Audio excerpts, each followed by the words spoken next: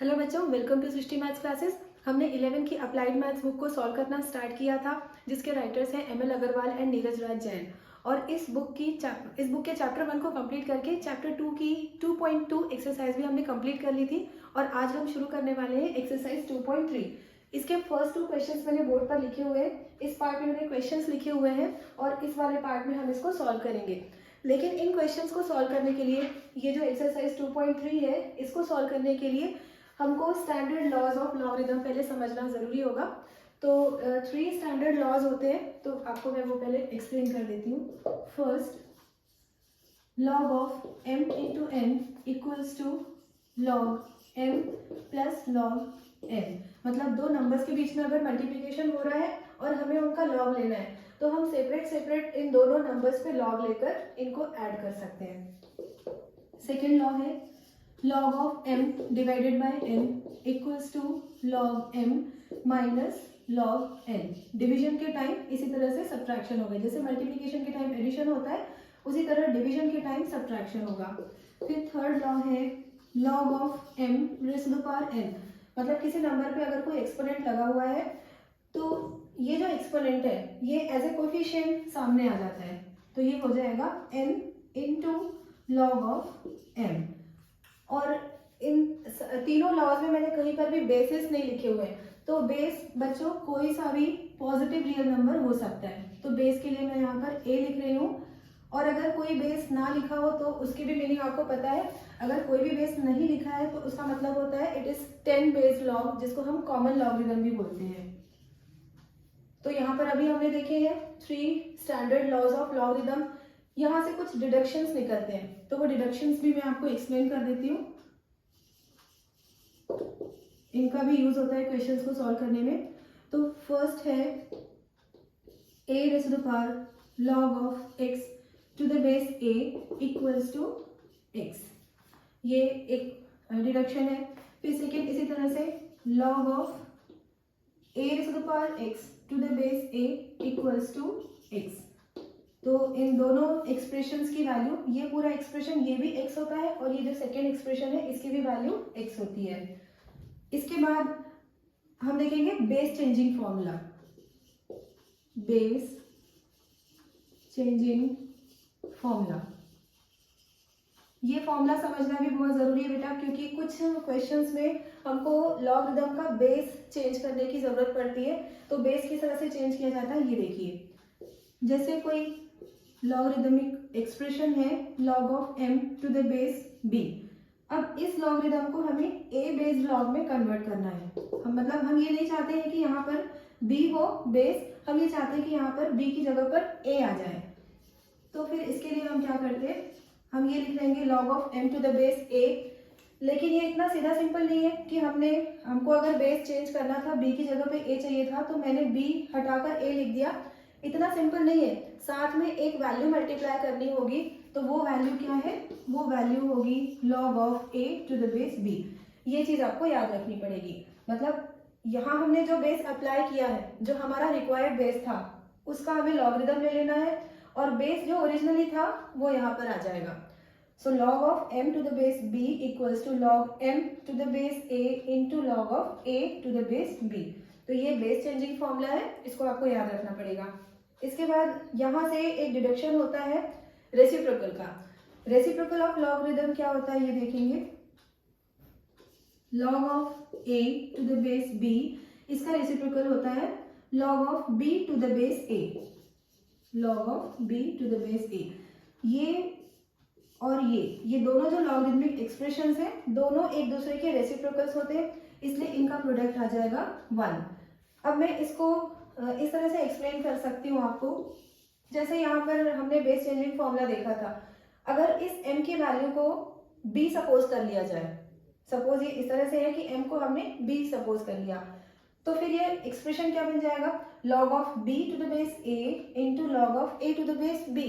और left hand side में क्या वैल्यू आएगी, हमने m को b सपोज किया है, तो लेफ्ट हैंड साइड होगा log of b to the base b, जो कि 1 होता है। ये पिछले वीडियो में मैं आपको एक्सप्लेन कर चुकी हूँ। सेम बेस में अगर कोई किसी नंबर का लॉगरिथम लेना है, जैसे log of a to the base a, ये आंसर होता है 1। तो इस तरह से ये हमने लॉस सारे देख लिए। अब हम सॉल्व करेंगे क्वेश्चंस। फर्स्ट क्वेश्चन है सिंप्लीफाई द फॉलोइंग, और इसमें फिर ये 4 एक्सप्रेशन है जिनको हमें 1 बाय 1 सिंप्लीफाई करना है। तो सबसे पहले हम फर्स्ट वाला देखेंगे।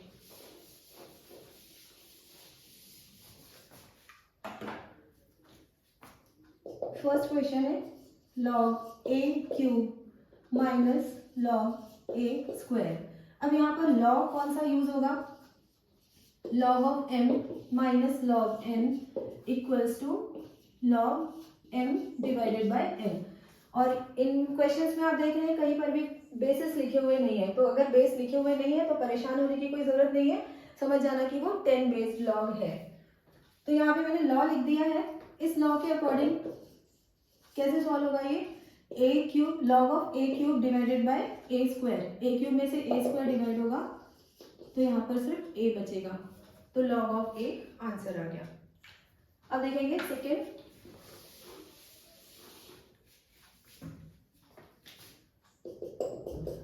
log of a cube divided by log a square. दो लॉगरिथमिक वैल्यूज के बीच में अगर डिवीजन है तो इनके लिए तो कोई ऐसा लॉग होता नहीं है जिसको हम अप्लाई करें। तो नॉर्मली जैसे अलजेब्रा में डिवीजन होता है उस तरह से हमने इसको न्यूमरेटर और डिनोमिनेटर में लिख लिया। लेकिन ये जो एक्सपोनेंट्स है इनके बारे में आपको पता है कि ये एज ए कोएफिशिएंट सामने आ जाते हैं। मतलब जो अभी मैंने थर्ड लॉ लिखवाया था वो अप्लाई कर देंगे। log of m raise to the power n equals to n log m। तो इसे जब अप्लाई करेंगे तो ये जो एक्सपोनेंट है ये सामने आ जाएगा 3 log a upon 2 log a। अब ये log a कैंसिल हो जाएंगे, आंसर आएगा 3 अपॉन 2। अब देखते हैं third question. log of 4 divided by log 2। log 4 divided by log 2। इस तरह के क्वेश्चंस में बेटा अगर हमको सॉल्व करना है तो हमारी कोशिश ये होगी कि अगर ये 4 है और यहाँ पर 2 है तो वो दोनों सेम नंबर्स के फॉर्म में एक्सप्रेस हो जाए। जैसे मतलब ये 4 जो है इसको हम 2 स्क्वायर लिख लेंगे, log of 2 square divided by log 2। अब इस न्यूमरेटर में ये लॉ फिर से अप्लाई होगा तो ये जो एक्सपोनेंट है ये सामने आ जाएगा, ये हो जाएगा 2 log 2 divided by log 2। log 2 दोनों कैंसिल हो गए और आंसर आ गया 2। अब देखेंगे हम फोर्थ क्वेश्चन। फोर्थ क्वेश्चन को भी हमें क्वेश्चन नंबर 3 की तरह करना है। log 27 divided by log of √3। 27 divided by log of √3। अब आपको ये बेटा अच्छी तरह से पता है कि ये स्क्वायर रूट ऑफ 2 है, ये रेडिकल फॉर्म में लिखा हुआ है। अगर इसको हम एक्सपोनेंशियल फॉर्म में लिखना चाहें तो किस तरह से लिखेंगे? ये जो डिनोमिनेटर है ये ऐसा हो जाएगा log of 3 raise to the power 1 upon 2। मैं ये नीचे का क्वेश्चन रख कर देती हूँ। रेडिकल फॉर्म में लिखा हुआ था, इसे मैंने एक्सपोनेंशियल फॉर्म में एक्सप्रेस कर दिया, तो ये डिनोमिनेटर हो गया। न्यूमरेटर जो 27 है, 27 3 क्यूब होता है, तो न्यूमरेटर में भी हमने 3 क्यूब लिख लिया। मैंने यहाँ आपको बताया ही था कि न्यूमरेटर और डिनोमिनेटर दोनों में अगर लॉगरिदम्स हो, लॉगरिदम्स आपस में डिवाइड हो रहे हैं, तो वहाँ पे हमको कोशिश करना चाहिए कि ये जो नंबर्स हैं ये सेम नंबर्स के एक्सपोनेंट्स के फॉर्म में आ जाए। तो जैसे डिनोमिनेटर 2 था तो न्यूमरेटर को मैंने 2 स्क्वायर लिखा, यहाँ भी वही कर रहे हैं हम। डिनोमिनेटर √3 है तो इसे हम 3 raise to the power 1 upon 2 लिखेंगे, और न्यूमरेटर 27 है तो इसको हम लिख देंगे 3 क्यूब। अब ये जो एक्सपोनेंट्स है ये फिर से सामने आएंगे, ये लॉ लिखा हुआ है साइड में 3 log 3 अपॉन 1 अपॉन 2 log 3। ये 3 कैंसिल हो जाएंगे, 3 divided by 1 upon 2 equals to 3 into 2 upon 1, तो आंसर आ रहा है 6। क्वेश्चन 1 कंप्लीट हो गया हमारा। अब करेंगे क्वेश्चन 2, इवैल्यूएट द फॉलोइंग। अब इन सारी वैल्यूज को हमें इवैल्यूएट करना है।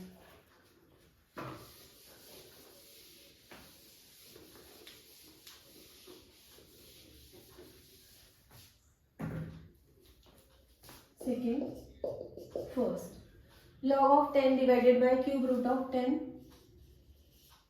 log 10 divided by cube root of 10। तो बच्चों इसको सॉल्व करने के लिए बस ये ब्रैकेट हमको सिंप्लीफाई करना है, 10/10⁻1/3। और यहाँ पे हमको पता है इसमें लॉज ऑफ एक्सपोनेंट का यूज होगा, x⁻m divided by x⁻n equals to x⁻m - n।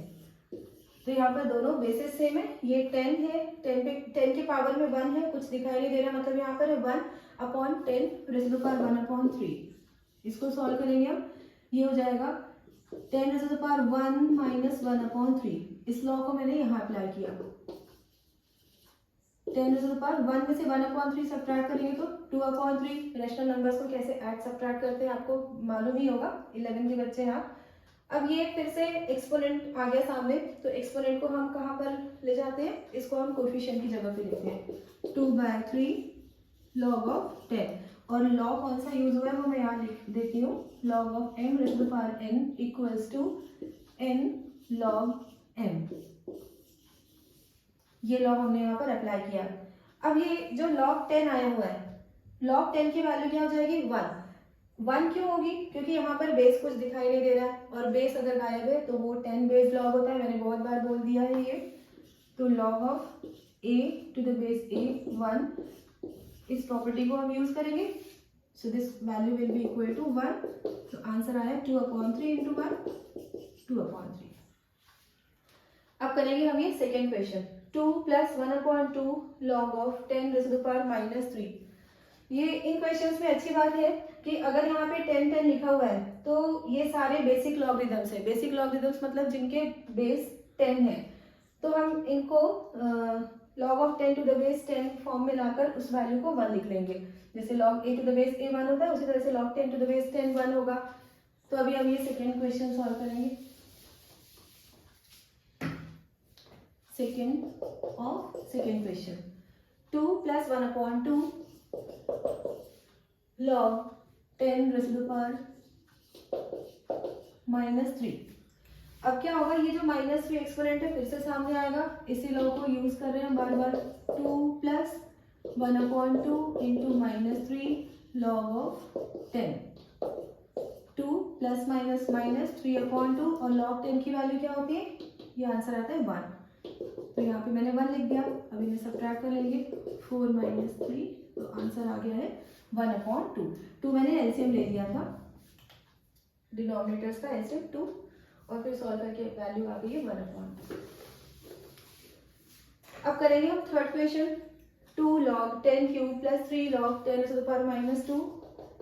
ये एक्सप्रेशन थोड़ा सा बड़ा है, 2 log 10³ + 3 log 10⁻² -1/3 log of 5⁻³ फिर ये प्लस 1/2 log 4। तो इसमें तो सबसे पहले बेटा हम ये सारे एक्सपोनेंट्स हटा लेंगे यहाँ से, ये 3 आ जाएगा सामने, 3 × 2 = 6 log 10, ये -2 भी सामने आ जाएगा और इस 3 से मल्टीप्लाई होगा तो फिर से 3 × 2 = 6, लेकिन अब साइन माइनस का आएगा, -6 log 10। फिर से वही बात हो रही है, ये नेगेटिव एक्सपोनेंट है, पर एक्सपोनेंट जो भी हो, नेगेटिव हो पॉजिटिव हो, वो हमेशा एज ए कोफिशिएंट सामने आएगा ही आएगा। तो ये सामने आ जाएगा -3, एक माइनस पहले से ही है, फिर ये वाला -3 भी यहाँ आ जाएगा, -3/3 log 5 प्लस 1/2 log 4, और log 4 की वैल्यू होती है, log 4 की वैल्यू 4 की जगह पे हम लिखेंगे 2², इस तरह से। अब ये माइनस माइनस कैंसिल होकर प्लस में कन्वर्ट होगा, 3 3 भी कैंसिल हो जाएंगे। इसके अलावा यहाँ भी हम देख रहे हैं 6 log 10 - 6 log 10 सेम टर्म्स आ गए विथ ऑपोजिट साइन, तो वो कैंसिल आउट हो जाएंगे। ये वैल्यू हो गई log of 5, और यहाँ पर फिर से ये एक्सपोनेंट दिखाई दे रहा है हमको 2, इसको सामने ले आएंगे, 2/2 log of 2, ये 2 कैंसिल हो जाएंगे। अब इसमें फिर से एक लॉ यूज होगा, log of 5 + log of 2 = log of 5 × 2 = log 10।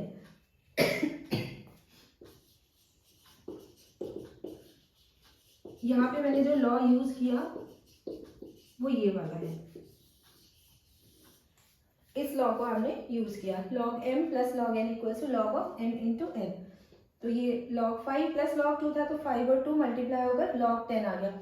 लेकिन अब log 10 की वैल्यू क्या होगी, 1, क्योंकि यहाँ पर बेस भी 1 है। So log 10 equals to 1। Final answer third question का आ गया 1। अब सॉल्व करेंगे हम fourth question. 2 log 2 plus log 5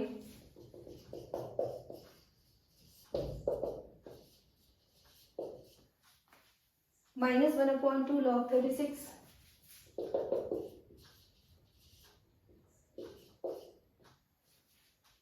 minus log 1/30। एक बार क्वेश्चन फिर से चेक कर लेते हैं, थोड़ा सा लेंथी एक्सप्रेशन है। 2 log 2 plus log 5 minus 1/2 log 36 minus log 1/30। इसमें पहले तो हम इन सारे नंबर्स को सिंप्लीफाई कर लेते हैं। सिंप्लीफाई इस तरह से करना है, ये जो सामने एक्सपोनेंट थे, सामने जो कोफिशिएंट है, इनको हम एक्सपोनेंट के फॉर्म में यहाँ ले आएंगे, मतलब इस लॉ को अप्लाई करेंगे लेकिन रिवर्स फॉर्म में। जैसे ये कोफिशिएंट है तो कोफिशिएंट कहाँ पे चला जाता है, पावर में। यहाँ भी हमको यही करना है, log of 2 square plus log 5, क्योंकि इसको हमें सिंप्लीफाई करना है पूरी तरह। और ऐसा करने से फायदा ये भी हो रहा है, अगर आपको ऐसा लग रहा है कि अभी हम उल्टा क्यों कर रहे हैं, मतलब इस लॉ को रिवर्स में क्यों अप्लाई कर रहे हैं, तो उसका रीजन एक ये भी है, यहाँ पर नंबर दिख रहा है आपको 1/2। ये जो 1/2 पावर में जाएगा तो 36 का स्क्वायर रूट ले लेंगे हम 6। तो ये जो वैल्यू है, ये जो नंबर है, ये छोटा हो जाएगा। ये इस तरह से माइनस साइन को मैंने यहीं पर रहने दिया है, सिर्फ 1/2 विथ पॉजिटिव साइन एक्सपोनेंट में लिख दिया। माइनस log 1/30 है तो इसे हम लिखेंगे इस तरह से, log of 30 raise to the power -1। इसको आगे और सिंप्लीफाई करेंगे, 2 square is 4 plus log 5 minus log of 36 का स्क्वायर रूट 6। फिर ये एक्सपोनेंट है, इसको सामने ले आते हैं, प्लस log 30। अब यहाँ पर कौन से लॉ अप्लाई होंगे वो मैं आपको एक्सप्लेन कर देती हूँ। यहाँ पर एक्चुअली 2 लॉज यूज होंगे।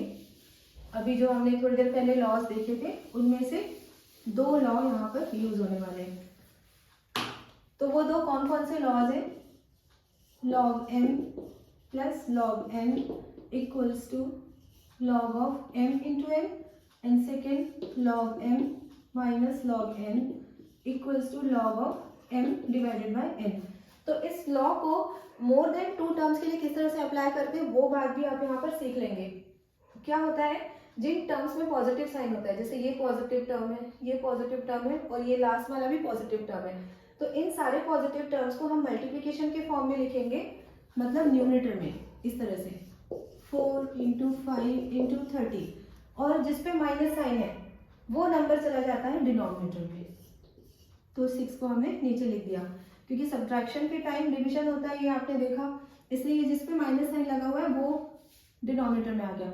और अगर यहाँ पे नेगेटिव टर्म्स और भी ज़्यादा होते, यहाँ तो एक ही टर्म लिखा हुआ है, अगर 2-3 और टर्म्स होते तो उन सारे नंबर्स को हमें डिनोमिनेटर में ही लिखना होता, और फिर ये कैंसिल आउट होंगे।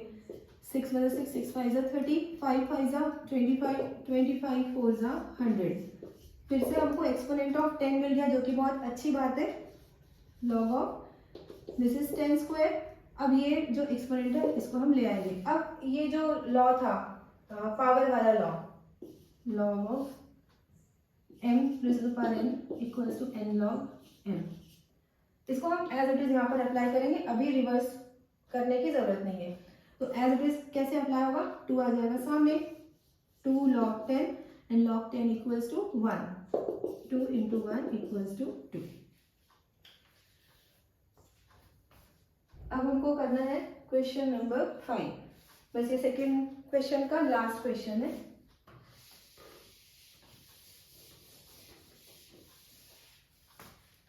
इन लॉज की बार बार जरूरत पड़ती है तो हम इसको रब नहीं करते, यहीं पर रहने देंगे और क्वेश्चन 5 सॉल्व करते हैं। log 2 plus 16 log 16/15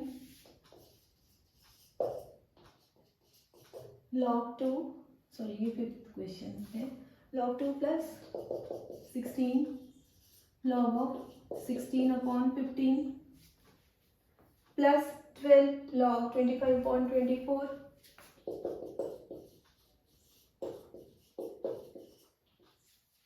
plus 7 log 81 upon 80।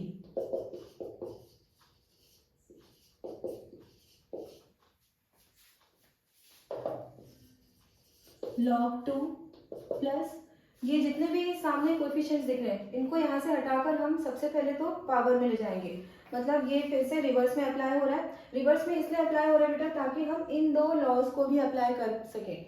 ये दो लॉ तभी अप्लाई होते हैं जब सामने कोई कोएफिशिएंट नहीं होता है। जब तक सामने एक भी कोएफिशिएंट होगा हम इन लॉज को अप्लाई नहीं कर पाएंगे।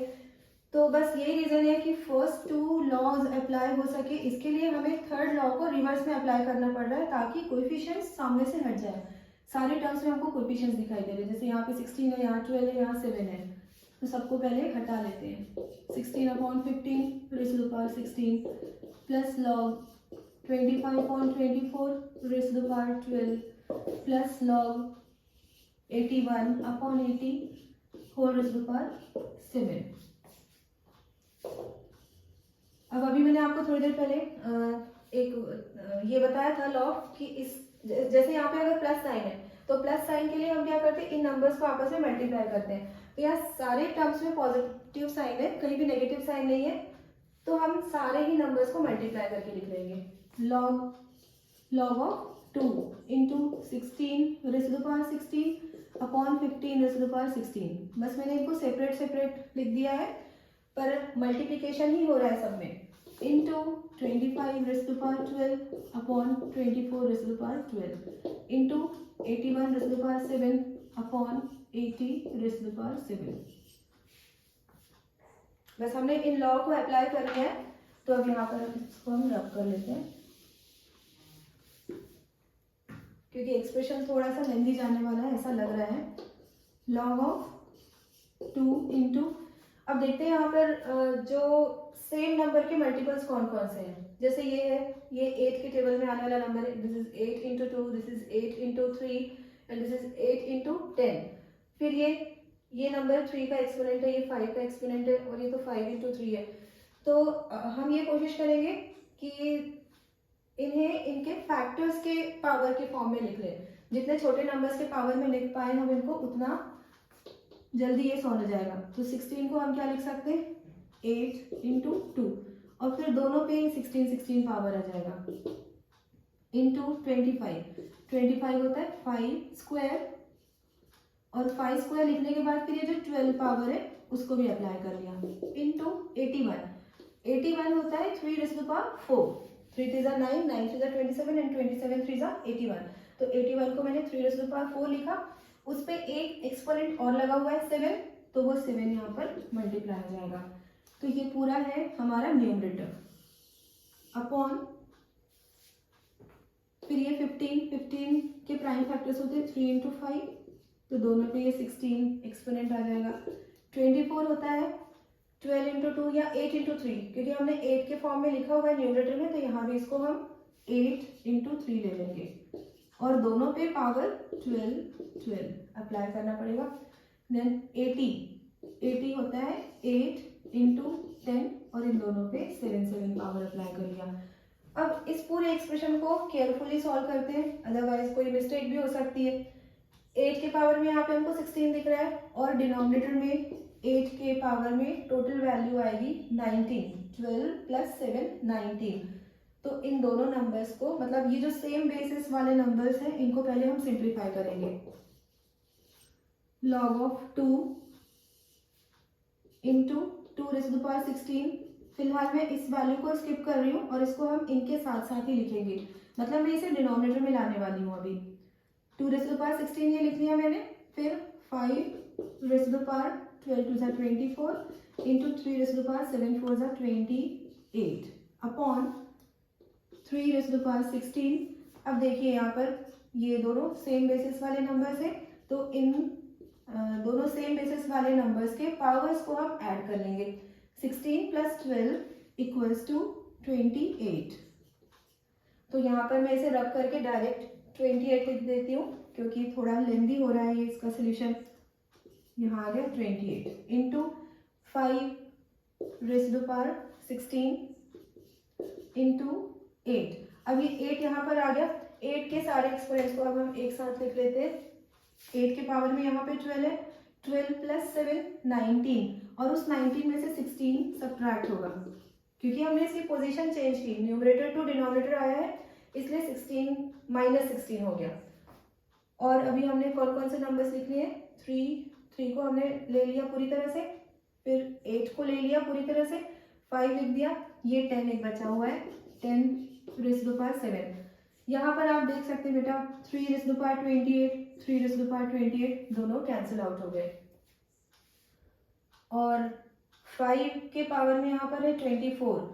अगर मैं इस 10 को इसके प्राइम फैक्टर्स में फैक्टराइज कर दूँ, मतलब 2 इंटू 5 लिख दूँ, तो यहाँ पे मुझे 5 रेज़ टू पावर 7 भी मिलेगा, और वो 5 रेज़ टू पावर 7 इस 5 रेज़ टू पावर 16 के साथ मल्टीप्लाई होगा। तो फिर 5 के पावर में क्या आएगा? 5 के पावर में आ जाएगा 23।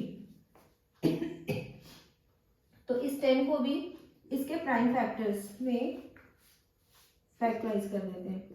5 इंटू 2 ये हो गया 10, और दोनों नंबर्स पे 7 पावर लगाना है। अब इसके आगे log of 2 into 2 raise to power 16 into 5 raise to power 24, ये न्यूमरेटर हो गया हमारा। डिनोमिनेटर में आ रहा है 5 रेज़ टू पावर 23, ये 16 और 7 दोनों ऐड हो जाएंगे, 16 प्लस 7 23। फिर 8 के पावर में क्या आ रहा है? 3 इंटू 2 रेज़ टू पावर 7। अब बेटा आपको क्या करना चाहिए? 8 अब कहीं पर भी बचा हुआ नहीं है, तो 8 को भी हम एक्सपोनेंट ऑफ 2 के फॉर्म में लिख लें। और आपको पता है 8 क्या होता है? 8 इज क्यूब ऑफ 2, तो यहाँ पे 2 cube whole raise to power 3 आ जाएगा। एक स्टेप हम यहाँ सॉल्व कर लेते हैं, फिर ऊपर सॉल्व करना पड़ेगा। कुछ क्वेश्चंस इतने ज़्यादा लेंदी होते हैं, थोड़े से बड़े होते हैं कि बोर्ड छोटा पड़ जाता है सॉल्व करने के लिए। 2 इंटू 2 रेज़ टू पावर 16। यहाँ पर मैं इन पावर्स को भी ऐड नहीं कर रही क्योंकि मुझे ऐसा लग रहा है कि ये 2 की हमको ज़रूरत पड़ेगी। 2 इंटू 5 आ सकता है शायद यहाँ पर। और देखते हैं क्योंकि 5 के भी पावर में इधर 24 है, नीचे 23 है, 24 में से 23 सब्ट्रैक्ट होगा, तो ये 5 रेज़ टू पावर 1 बचेगा। तो 2 और 5 लास्ट में बचने की उम्मीद लग रही है मुझे। डिनोमिनेटर है ये 8 को हम लिखेंगे 2 क्यूब, फिर फर्दर एक क्यूब लगाना पड़ेगा, 2 क्यूब इंटू अनदर क्यूब, मतलब 3 3 9 हो जाएगा ये, और साथ में 2 रेज़ टू पावर 7। अब बस 1-2 स्टेप्स में ये सॉल्व हो जाएगा।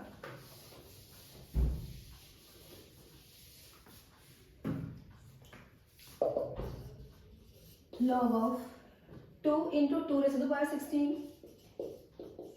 Into 5 raise to power 1 upon 2 raise to power 9 into 2 raise to power 7। तो ये जो 9 और 7 है दोनों ऐड होकर आ जाएंगे 2 के पावर में। 9 प्लस 7, 9 प्लस 7 हो जाता है 16, तो ये 2 raise to power 16, 2 raise to power 16, ये दोनों कैंसिल आउट हो गए। log ऑफ 2 इंटू 5 10, और log 10 की वैल्यू होती है 1 क्योंकि बेस इसका 10 है। तो आज क्वेश्चन 2 के ये सारे क्वेश्चंस हमने कंप्लीट कर लिए 5th तक, और आगे के वीडियोस में इस एक्सरसाइज को हम कंटिन्यू रखेंगे। और अगर मेरी टीचिंग पसंद आ रही है तो प्लीज़ वीडियो को लाइक करिएगा, अपने दोस्तों के साथ शेयर करिएगा, चैनल को सब्सक्राइब करें, बेल आइकन प्रेस करें, and thank you so much for watching.